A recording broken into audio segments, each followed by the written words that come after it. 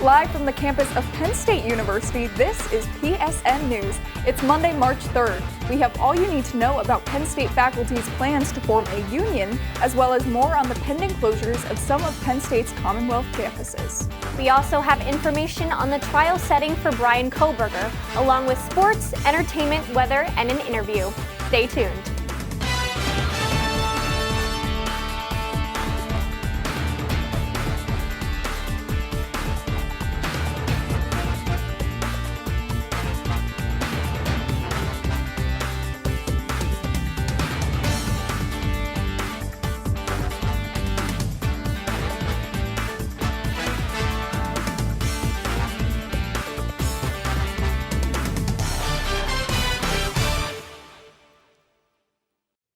Thanks for joining us tonight. I'm Kaitlyn Pfeifer. And I'm Audrey Keller. Penn State faculty members are looking to form a union. The Penn State Faculty Alliance has confirmed that faculty across all campuses have signed authorization cards, which is the first step towards unionization. Once 30% of eligible faculty signs, the group can file for a union representation election with the Pennsylvania Labor Relations Board. If successful, the faculty would be affiliated with Service Employees International Union Local 668. Penn State is the only one of Pennsylvania's 4 state-related universities without a faculty union. Penn State faculty clashed with administrators Tuesday over potential branch campus closures. President Neely Bendapudi said no decisions have been made, but stressed the need for change due to declining enrollments and financial pressures. Faculty members criticized a lack of transparency, with some claiming the announcement was strategically timed. Professors warned that excluding faculty voices could threaten the university's future. Bendapudi promised ongoing discussions and said employment details for affected staff will be clarified by the end of the semester.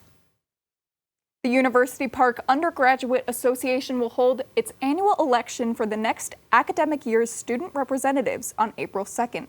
The election is open to all part-time and full-time undergraduate students at University Park. 20 representatives will be elected, one from each academic college. Registration to be in the running on an executive ticket or to be an at-large representative began at 7 a.m. today, March 3rd. Each executive ticket is required to get 100 signatures from University Park students before running.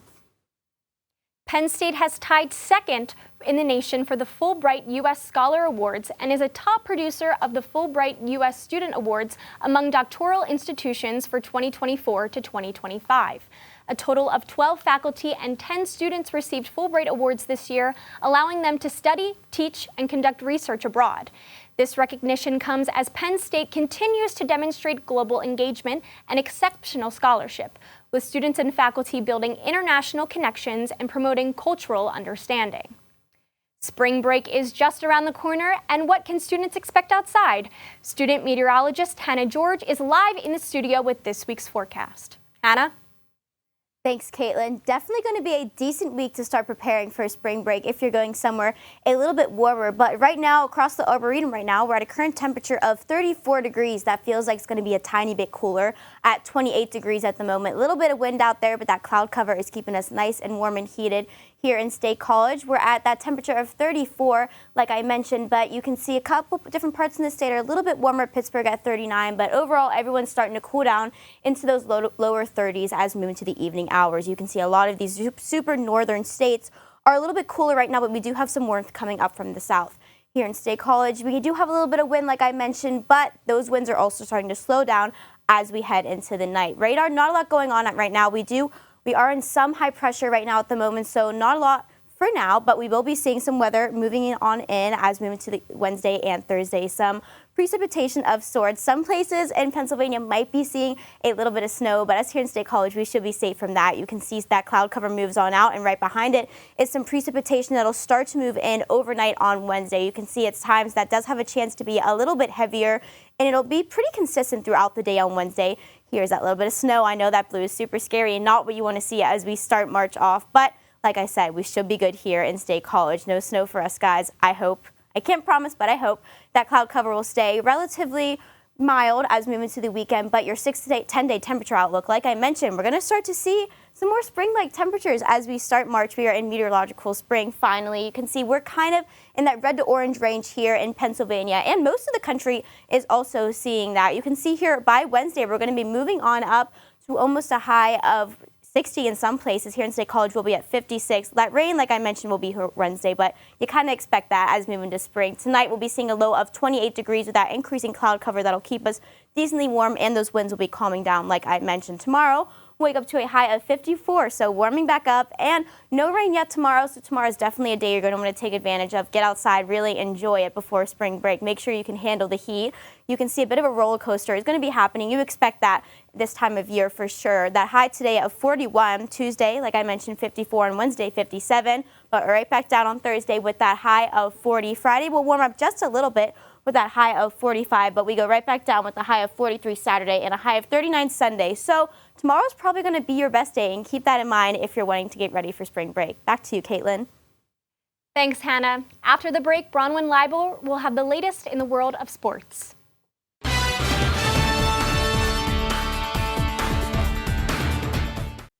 Welcome back to PSN News. I'm Bronwyn Libel with your sports update. Penn State men's hockey had a chance at the NCAA playoffs come down to this weekend's series against number 2 Minnesota.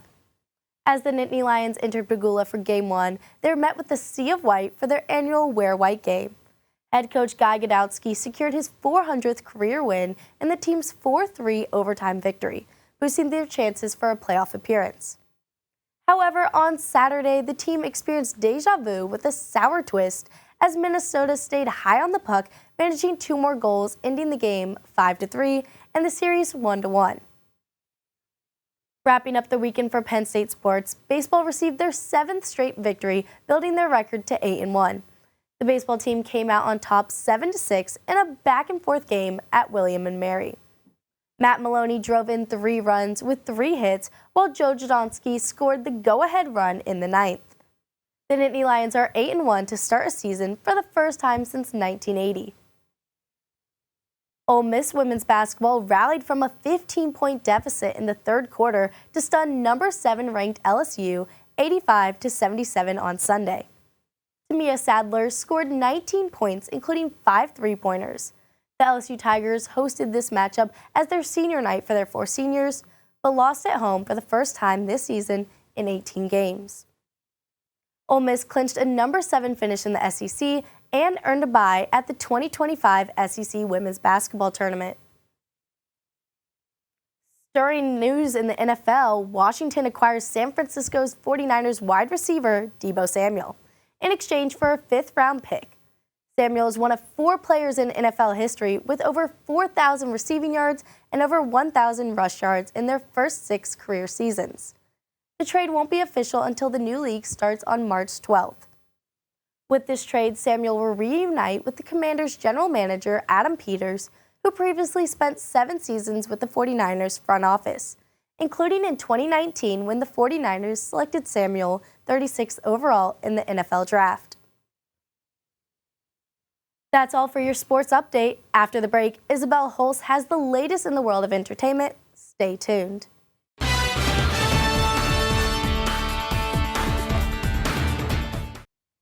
Welcome back to PSN News. I'm Isabel Halls with your entertainment update.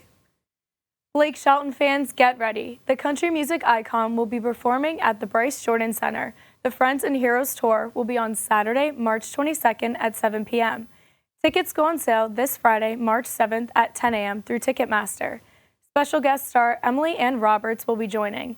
Tickets start as low as $49 and are available at Ticketmaster.com. Get your tickets before they sell out. Come join the Arboretum Explorers Family Hike on March 7th from 11 a.m. to 12 p.m. The hike will start at the Overlook Pavilion and take you through Hartley Woods. This experience is led by expert educators, and you'll discover fascinating plants and wildlife. The hike is happening rain or shine, so make sure to dress for the weather. The event is free, but you must register in advance. Kids must be with a parent, and pets are not allowed. Hollywood's biggest night did not disappoint. The 97th Academy Awards lit up the Dobley Theater with historic wins and jaw-dropping moments. Honora took home Best Picture and Best Director for Sean Baker. Ariana Grande and Cynthia Erivo shared a beautiful performance from Wicked, while Doja Cat brought the energy with her hit song. Zoe Saldana made history as the first Dominican American to win an Oscar for Best Supporting Actress. It was truly a night to remember. The Jonas Brothers are headed to New Jersey. They are celebrating 20 years of music with a special fan event called Jonas Con. On March 23rd, they will be at the American Dream Mall with live performances, exclusive merchandise, and Q&A panels. It's a chance to get an inside look at the band's music and the journey that started it all. Whether you've been a fan from the beginning or just joined the ride, don't miss out. That's all for your entertainment update. Coming up next, interview anchor Jackson Tortone will be speaking with Yayan Won, a member of the Beyond the Mic podcast. Stay tuned.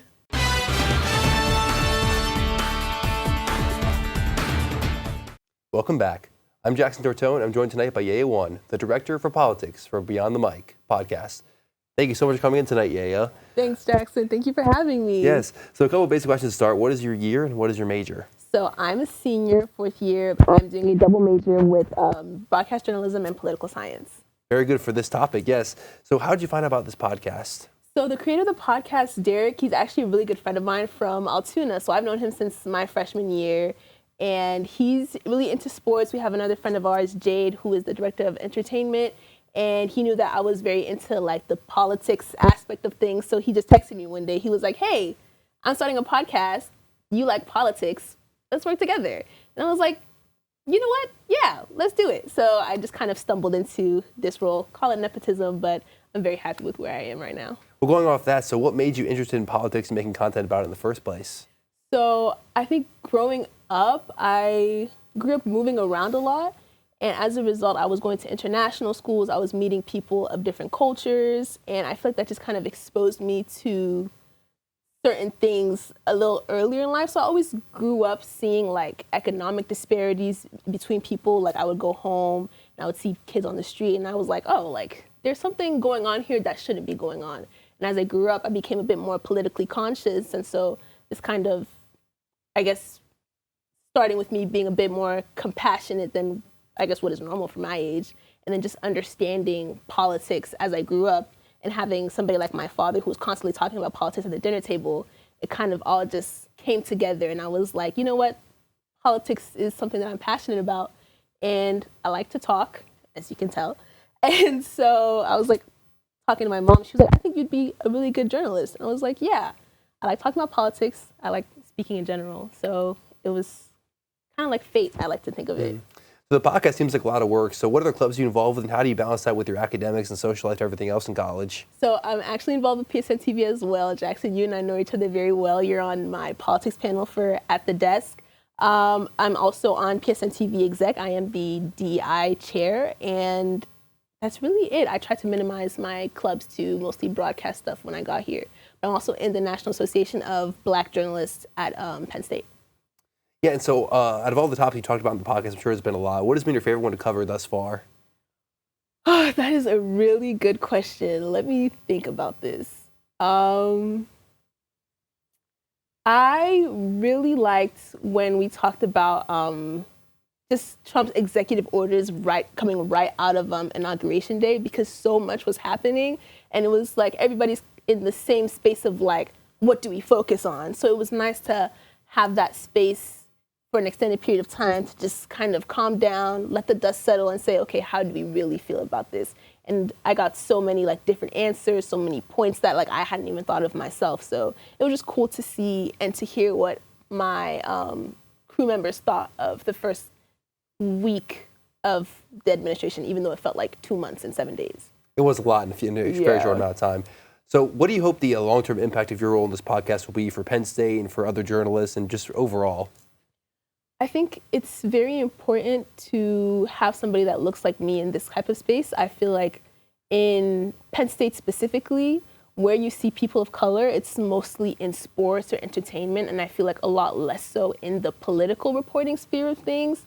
And I feel that because oftentimes when I go to like NABJ meetings, a lot of my peers are doing sports or doing entertainment. Not a lot of people want to touch politics because it's such a heavy topic and it's divisive and people just don't want to say the wrong thing. So I think it's nice that I've created and curated a space where other people of color can come and speak about politics, because maybe somebody who is planning to come to Penn State stumbles upon our podcast, because you never know who's watching. And they're like, okay, like this is something that I can do, and this is something that I can see myself, this is a space I can see myself entering. And I think even if that never happens, just the idea that it could is enough for me, to be honest. Mm-hmm. So I think I have an idea of this already, but who or what is like your inspiration to being super involved with politics, especially to create content about it? So definitely my dad was a really big part of me becoming very politically involved. He's always been very, very into politics. He works at the World Bank now, but he always tells me that he would have wanted to go back home to Senegal and be part of the government. He used to show me pictures of him meeting with presidents in Kenya and Tanzania, and I'd be like, wait, heck, I want to do that too. But also growing up, my parents watched a lot of CNN. I loved Christiane Amanpour. I grew up internationally, so seeing somebody go to different places and different countries and report on what's going on there. I love traveling. I love talking to people. I love politics. So I was like, this is who I want to be. So it was a combination of like conversations at home and also having like my idols on screen. And so you're involved with Beyond the Mic. Like, how do you think it'll help your career aspirations, where you want to go following your studies here at Penn State? I think it's getting me prepared to be a political analyst in the real world. I want to do foreign correspondence, but I also do want to do political analysis in the future.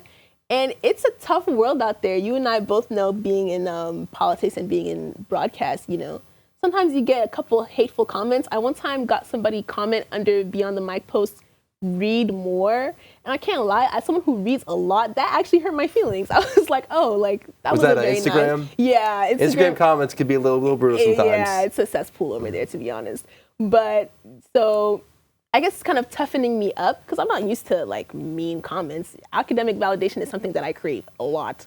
So seeing that, I was like, oh, I didn't really like that. But you have to be able to take that in the industry that we're in.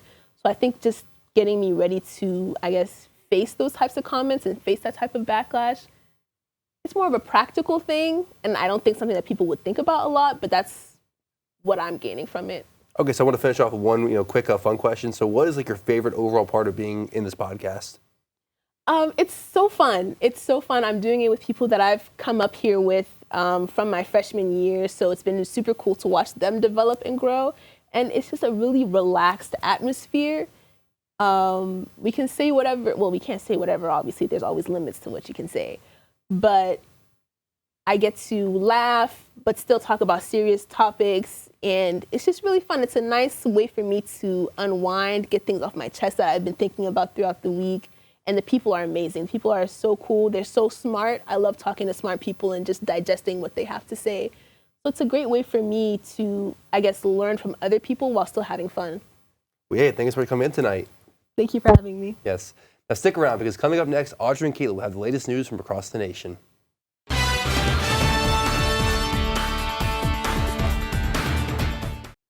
Rose Girone, believed to be the oldest living Holocaust survivor, has died at 113 years old.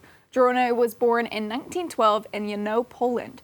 After surviving the Holocaust, including time in a Shanghai ghetto, she relocated to the U.S. in 1947, reuniting with family. As a skilled knitter, Girone opened knitting shops in New York. She was a strong advocate for sharing survivors' stories and emphasizing the importance of remembering and learning from the Holocaust. Her life stands as a testament to strength and perseverance. Hundreds of National Oceanic and Atmospheric Administration employees, including crucial weather forecasters, were fired Thursday. Lawmakers said the cuts impact about 10% of NOAA's workforce, with probationary employees among the first to go. The layoffs come amid efforts by Elon Musk's Department of Government Efficiency to shrink the federal workforce. Critics, including Representative Grace Meng, and climate experts warn the move could endanger lives by weakening severe weather warnings and response systems. Bryan Kohberger is set to stand trial this summer for the November 2022 murders of 4 University of Idaho students in Moscow, Idaho. Kohberger was linked to the crime through DNA evidence found on a knife sheath at the crime scene. His defense team challenged the use of investigative genetic genealogy, but Judge Stephen Hippler upheld the evidence, allowing its use in the upcoming trial. The trial venue has been moved to Boise to ensure an impartial jury, and prosecutors are seeking the death penalty if Kohberger is convicted. The trial is scheduled to begin in August with strict courtroom protocols in place, including a gag order and a ban on cameras. A stabbing suspect was arrested Thursday on the University of Virginia campus after a victim was taken to the hospital in critical condition. Police responded to a report of the attack and issued an emergency alert saying the suspect fled on foot. A short time later, the male suspect was taken into custody without incident. Both the suspect and victim, who have no university affiliation, are under investigation by Charlottesville police. This marks the second shelter in place at UVA in a week. That concludes our show tonight at PSN News. Be sure to check us out on Twitter and Facebook at PSN News, on Instagram at Penn State Network News, and to subscribe to our YouTube channel at youtube.com/PSN News. Have a good night and stay safe, Penn State.